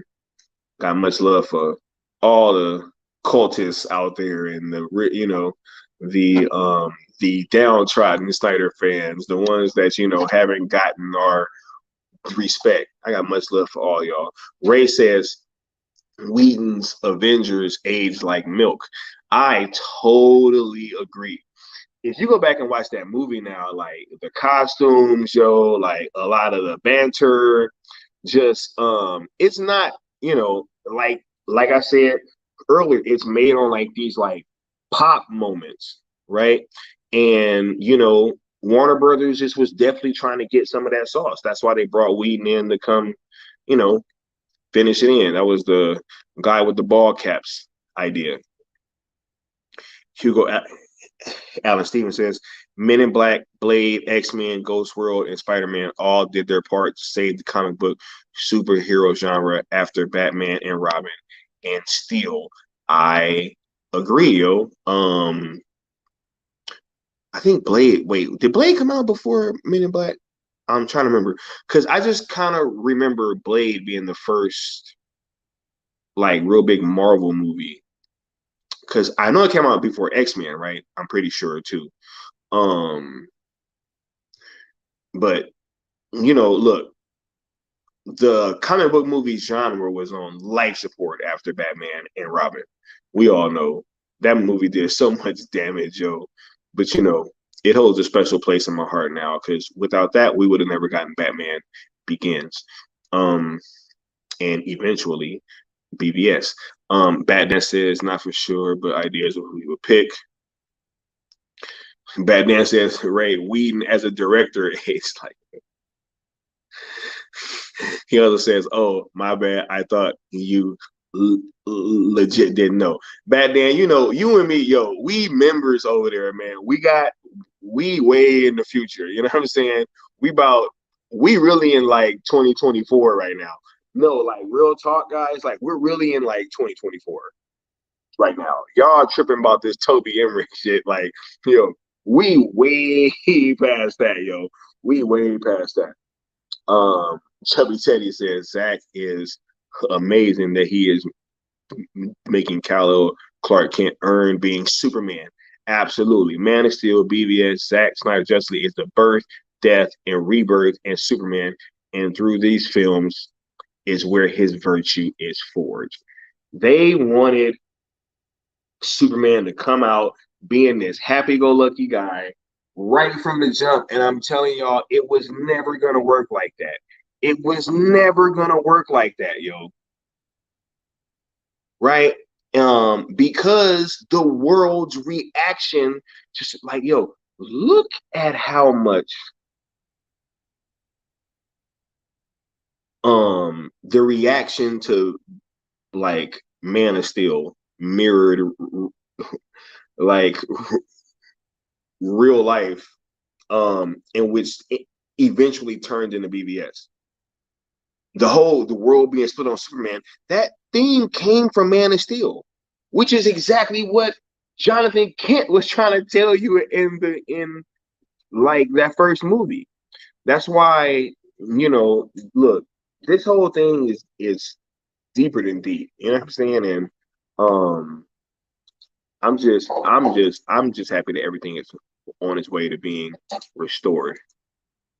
Hugo says, I only discuss Infinity War at this point due to my apathy towards the deleted Bruce Hulk scene that Mark Ruffalo gave his heart out in, as Bruce and Hulk come full circle and decided to merge. That whole Hulk merging thing was weird. Um, if y'all got any like last minute stuff that y'all want to put in the chat, do that because I'm gonna start wrapping up in a sec. Um, Hugo says, as I do, except Hulk 2003 in headcanon as an MCU movie, since the Incredible Hulk only changes the cause of the gamma radiation and that picks off where that film left off in South America. Yeah, it made that scene all the more powerful for me with Bruce and Hulk's journey. Yeah, they pretty much tried to like, piggyback off of that Ang Lee film like as much as possible. Um, but at the end of the day, I do think that the the Edward Norton version is like, yo, that was one of my favorite. That was one of my favorite Phase One MCU movies, and it still counts. But yeah, it's just kind of crazy. What if we got Edward Norton with Robert Downey Jr. and all them? Um, Ray says Zack Snyder's Justice League saga will be the real modern Lord of the Rings and Seven Samurai. That's exactly what it was supposed to be. That's exactly what it was supposed to be. If you look at, the Snyder cut right now, it is extremely close to like the Seven Samurai and Lord of the Rings. Like, and that's why these movies are so epic in like scale. There's all this stuff going on in different parts of the world, and you're following all these different characters, and I'm here for it all.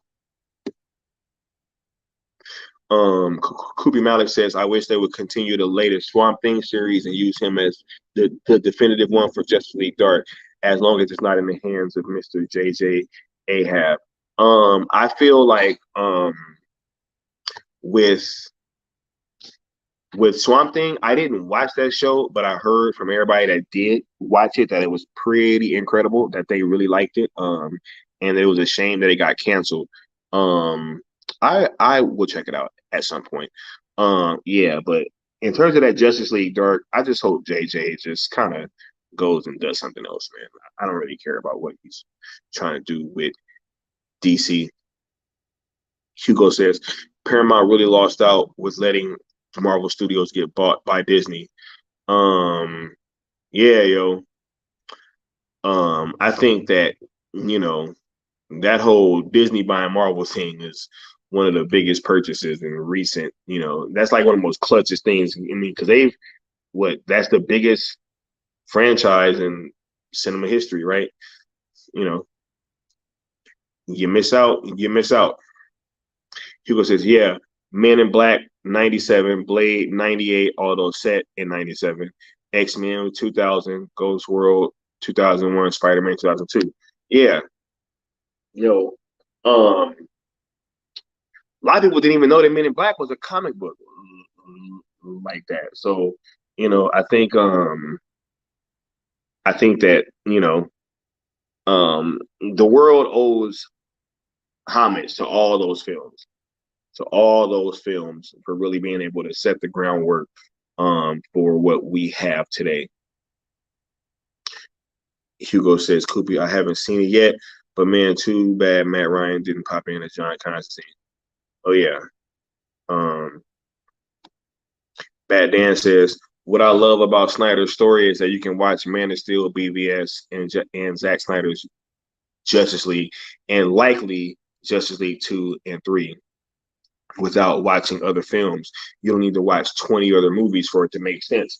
And that's what I'm saying about the whole condensed storyline. Like, you don't need to watch all these things. And I feel like that just gives him a lot more freedom to kind of, tell, a shortened story. Like, these people are saying something, oh my God, Jimmy Olsen, right? Like, you're not going to have time to get to Jimmy Olsen. There's too much stuff going on.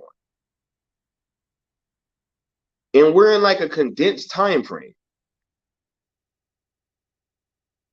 Right? If you could set up Jimmy Olsen or the Atom, Ryan Choi, right? Who are you going to set up?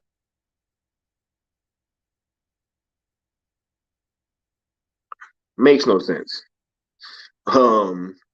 He says, I love for Zack Snyder's Justice League 2 to have Superman in the black suit saving cats out of trees just to wink at all the people in the audience who thinks he sucks and calls him mopey and don't get why he killed Zod. Nah, he was supposed to just let Zod kill those people, right? They didn't see that like I did, right? As like him choosing humanity over his own people, right? He had just been Superman for like a couple days. Zod comes out, right? And then he's like, hey, yeah, like he really chose us over his own people. But people didn't really see that. They just looked at it like, oh, he killed Zod. But my Superman would never do that. Whatever. Chubby Teddy says it's so cool how Cavill helped Batfleck regain his humanity and allow Wonder Woman to believe in mankind's worth again. But that's the thing about Superman, right? Is that he inspires. They will chase behind you. They will stumble. They will fall. But in time, they will join you in the sun, Cal. And they did. They absolutely did. TJ says, oh, it's a good day to receive some wisdom with the Sunday sermon. TJ, you the one that coined that Sunday sermon. You know what I'm saying? I got much respect for that. You know what I'm saying? And like, I'm trying to go every Sunday just for you, TJ, just because you be waiting on that Sunday sermon. He said, I just been listening. Yeah, much love and appreciation for you coming through and stopping by. Chevy Chase says, holy ish. Zack Snyder gave us Martian Manhunter and Harry Lennox playing him all along. Yeah, would you rather have that or would you rather have Jimmy Olsen running around with Superman? All right, I'm about to have to start wrapping this up in 1 second.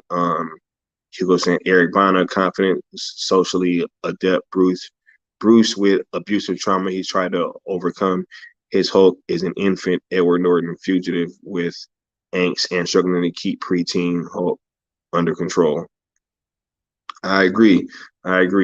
Also saying J.J. Abrams' project dead. at this point. Hopefully is dead. I really do hope so. Hugo saying Mark Ruffalo, introverted, social skills, um, lost thanks to being on the run for so long. Hulk goes from teen to adult through him. Yo, that's a great breakdown. I'm not gonna lie, it's a great breakdown of how they kind of tried to, have this whole arc, play out the Hulk's arc through like other people's movies. You know what I'm saying? Like from then till now. They did introduce the Blue Devil in first live debut of the Floronic Man in that series. Excuse me. That's why I wish that they would continue it. They probably talking about Swamp Thing or probably something like that. Necron says to victory go the spoils of war. We about to eat good. Absolutely. We about to be eating good for a while, yo. We about to eat good for a while. Maybe he would consider twins instead. He said, wait, did you just call Chubby Teddy Bear Chubby Chaser? I didn't call Chubby Teddy Bear Chubby Chaser. No, I didn't do that. I don't think I did. But if I did, it was an accident. For real, for real. Hugo Allen Stevens says, if JJ stuff dead, then I want Warner Brothers Discovery to bring Zatanna to the Snyderverse, please. That would be dope. Everybody's been waiting on Zatanna. An appearance from her would be dope. And I think that in Zach's hands, she'd be a pretty cool character, and I'd be interested to see what he has to do. Also saying Cook Malley, he probably still won't have a script ready for that. No, he won't. But look, I'm about to wrap this up. At the end of the day, I think that we talked about why Zach's world has been the one thing that's kind of like held DC up, right? And has been some kind of foundation for them to be able to launch from. And I think that at the end of the day, now that Marvel is even ramping up what they're doing with this whole multiverse stuff, it's going to be harder to compete. And the only option that they really have is Zach and us. So I think that we're going to get these projects, man. I really do. Cooper Malik's laughing at OSHA, Fresh. Necron says, man, I've been drinking twisted teas and grilling. Who knows? I feel you. Nah, I'm just saying. I don't think I said Chubby Chaser, but nah, I would never assume, and I don't begrudge anybody their preferences. New God show, Tay said, hey man, look, that New God show is gonna be right where what's her name? Ava DuVernay left hers at, unless it's gonna be a spinoff from Zach on HBO Max, then I'd be all for it. That'd be the only way. That'd be the only way that I'd be cool with some kind of New Gods spinoff, right? But look, I got a dip, so I want to thank each and every one of you guys that came out and was active in the chat or that's gonna watch the replay, whatever, man. I got much love for you guys. Hope you liked it, and we're gonna be back next week with a new stream, and where we're gonna be talking about a new topic. You're gonna see what's in store next week.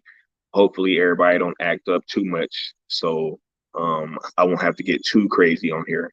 But much love to all y'all. Make sure you like, comment, subscribe. Let me know if I'm tripping. Because hey, I'm always open to being wrong, but I don't think I am. We'll see what's up.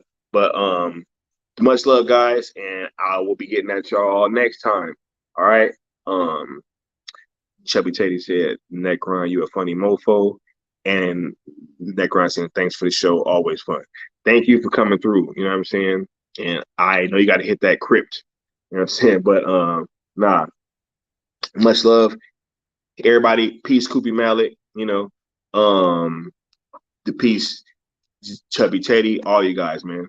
And I'll see y'all next time. All right, peace.